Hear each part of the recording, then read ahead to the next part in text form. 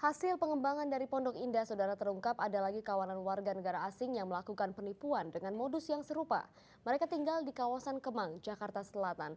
Dan kini kita langsung pantau bagaimana perkembangan dari penyelidikannya dengan rekan kami Audrey Chandra. Audrey, bagaimana kaitannya komplotan warga negara asing yang ada di Kemang dengan yang ada di Pondok Indah?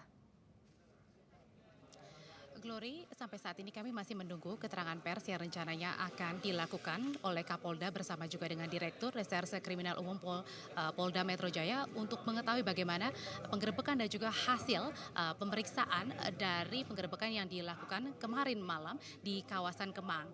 Kemarin malam penggerebekan yang ada di kawasan Kemang dilakukan di 3 hotel dan di 2 hotel ini ditemukan sebanyak 31 warga negara asing baik yang asalnya dari Taiwan dan juga Tiongkok. Sementara 1 hotel lainnya sebenarnya ini juga dilakukan penggerebekan, tetapi ketika unit kejahatan dan kekerasan sampai di hotel tersebut, tetapi yang ditemukan justru tidak ada keberadaan dari sekitar 5 warga negara asing. Ini dikarenakan warga negara asing tersebut sudah terlebih dahulu mengetahui bahwa ada penggerebekan yang dilakukan di hotel tempat mereka berada.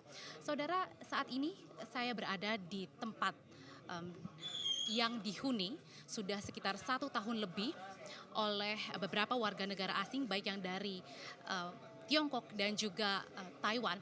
Kalau sebelumnya kami juga memantau bagaimana hasil perkembangan dari penggerebekan yang dilakukan di kawasan Pondok Indah, kami masih bisa menarik satu persamaan meskipun ada di kawasan yang berbeda, satu di Kemang dan juga satu di Pondok Indah, tetapi garis persamaan yang kami bisa tarik ini adalah mereka menyewa suatu perumahan di kawasan elit. Dan mengapa mereka menyewa di kawasan elit ini dikarenakan sikap yang dimiliki oleh para masyarakat yang ada di kawasan elit. Ini adalah orang-orangnya dengan masyarakat yang acuh, tidak begitu peduli terhadap apa aktivitas yang dilakukan oleh para tetangga di sekitarnya.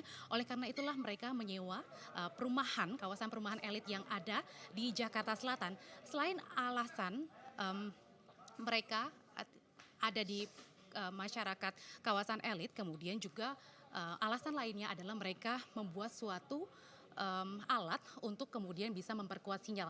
Selain memperkuat sinyal, tadi kami juga sempat mungkin juru kamera saya Yogi Syarevi bisa memperlihatkan kepada Anda sebentar.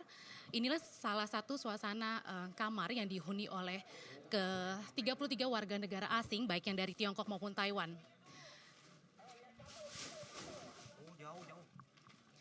Kalau yang mungkin Anda bisa saksikan, ini adalah sebuah kamar biasa, tetapi sebenarnya tidak seperti biasa karena di dinding-dinding masing-masing kamar ini dipasang peredam suara agar mereka bisa melakukan tindak kejahatan atau tindak penipuan kepada warga negara mereka, baik yang ada di Tiongkok maupun di Taiwan.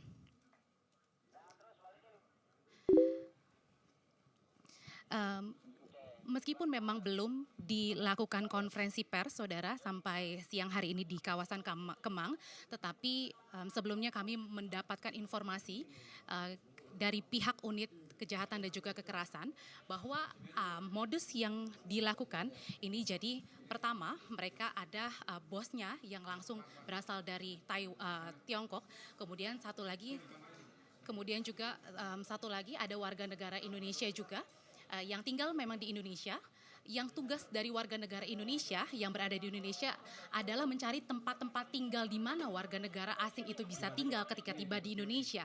Selain itu, warga negara Indonesia itu juga membeli peralatan-peralatan seperti misalnya telepon seluler, kemudian juga telepon rumah hingga modem yang mereka gunakan nantinya untuk kasus penipuan. Sementara untuk bos atau pemegang kendali yang berada di Tiongkok, dialah yang mengatur suatu metode bagaimana penipuan itu bisa terjadi yang dilakukan di Indonesia tetapi ditujukan kepada korbannya adalah warga negara Tiongkok. Jenis penipuan itu terbagi menjadi 2. Yang pertama dengan mereka menelpon kepada korban dan memberitahukan bahwa kartu kredit yang digunakan korban sedang dalam bermasalah. Oleh karena itu mereka meminta semua data-data dari korban tersebut termasuk juga kode-kode rahasia yang ada di kartu kredit. Selain itu, ketika mereka sudah mendapatkan semua data-datanya, lalu kemudian data tersebut dikirim warga negara asing yang berada di Tiongkok untuk mereka transfer ke Tiongkok. Lalu kemudian data-data tersebut digunakan oleh pihak-pihak Tiongkok untuk membeli sejumlah peralatan elektronik melalui via internet. Di antaranya ada handphone ataupun juga perangkat-perangkat elektronik yang jumlahnya bisa ratusan juta rupiah. Selain itu juga modus yang lain adalah melakukan pemerasan kepada pejabat-pejabat yang ada di Tiongkok.